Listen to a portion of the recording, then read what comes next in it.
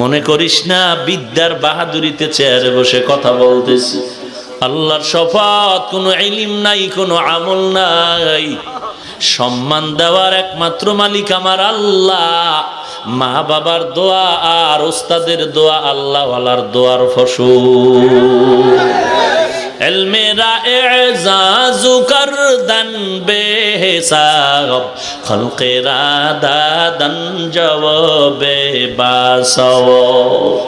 আল্লাহর ভয় অন্তরে যদি থাকতো, জবানের হেফাজত করতে গালাগালি জবানে আসতো না। আল্লাহ বারবার বলেন আকুলু কাউলান সাদীদা, জবানটারে হেফাজত করো, এই জবান দ্বারা কাউকে কষ্ট দিও না। আল্লাহ বারবার বলেন ও বান্দা তোমার জবানটারে হেফাজত করো, জবান দিয়ে যেন কোনো অপরাধ না হয়। কারণ হাত দিয়ে আঘাত করলে মলম লাগানো যাবে, চিকিৎসা করা যাবে। কথার আঘাত দিয়ে যদি